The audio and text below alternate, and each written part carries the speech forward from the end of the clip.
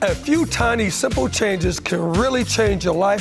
Just ask our next guest. Jen Baxter is the author of Live a Fast Life. Fabulous, abundant, simple, and tiny. How stripping down and cleaning up gave me my life back. Today, she's sharing 5 simple habits that will make a big impact in your everyday life. Jen, welcome to Charlotte today. Great to see you. Hi, thank you. I love these things because they don't cost you anything. Right. They're simple changes we can all start today. And I know firsthand that these things make a big difference. Yes. Your first tip, get more sleep. Yes, seems like a no-brainer, right? It's Right? like super simple, but it's one of those things that we all know, but we just don't do it. It takes a conscious effort to actually do this.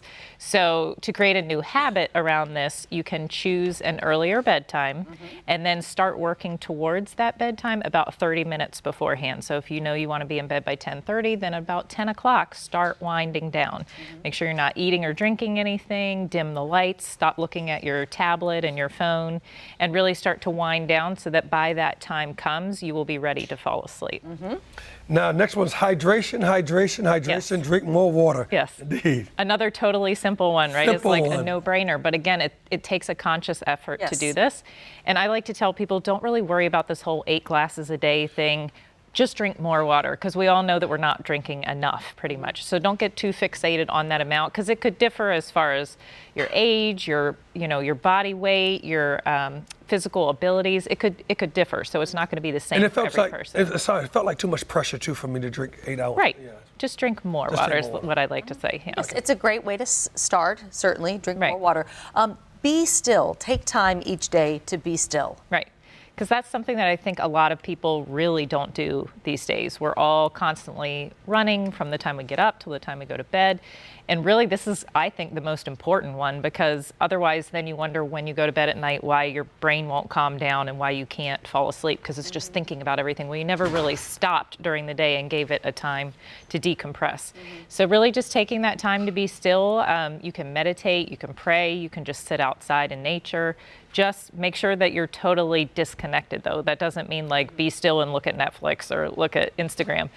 Just totally no stimulation, still. I would argue that many people are very uncomfortable with being still. Right. They don't know what to do. Right. When you say be still, and then they sit there and they're freaking out, and the Right. tendency is to want to go to the tablet or the phone, or Right. we have a hard time just being Yes. still. And that's why this is actually a habit that you have to actually start to make yourself do consciously, because it's not going to feel comfortable at first. And I usually tell people do about 30 minutes a day, and some people are like, what? Like, I'm supposed to sit still for 30 minutes? So work yourself up to that. If that seems intimidating, start with, 5 or 10 minutes. But you'll really start to notice the difference, and then I feel like you'll want to spend more time. Can I offer this too? This is a wonderful thing. The Calm app. Have you Yes. ever used it? Oh my gosh, I love it. It's great. It has guided meditations on there. So if you're a person who thinks, I can't meditate, my brain goes crazy. If you listen to these guided meditations, it walks you through it step by step. Right. I find it very helpful and Right. very beneficial. So Oh, one thing I think is a generational thing. I used to get outdoors all the time. I think people say indoor Yes. more time. You say get outdoors. Yes, that's another huge one where I say, again, 30 minutes a day, because if you think about it, many of us get up in the morning, in our house, get ready, get in the car, go to work, stay at work, get in the car, go back in the house. When are you ever outside during the day? So again, you have to make this intentional effort to do it. And it can be taking a walk on your lunch break. It can be, walking the dog when you get home.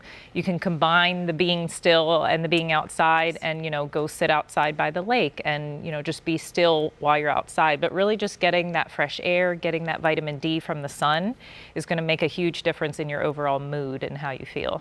really helps your well-being. I crave that. I like to feel the sun on my skin. It's wonderful. But your last tip, cut back on social media. Yes. Yes. So again, another sign of the times here. And I really feel like it's kind of twofold, because you're wasting a lot of time when you're on social media. So even just cutting back is going to then give you more time in your day.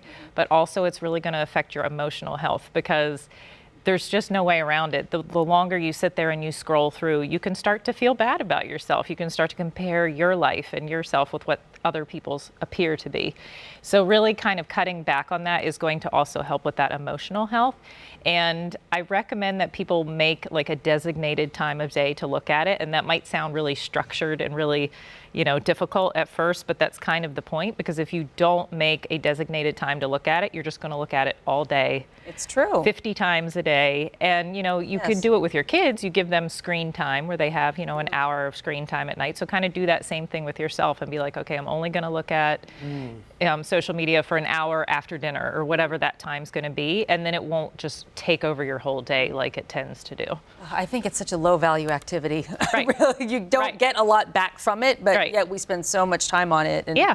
And I noticed that when I did do that, because I used to look at it like first thing when I got up and last thing when I went to bed. And when I really made myself only look at certain times, I found myself not even caring. I didn't even want to look at it. You have more time to be still. Right. And be outside. Liveafastlife.com. Liveafastlife.com. Check out Jen Baxter's website today. Order a copy of her book. Thank you very much. Thank you. All right.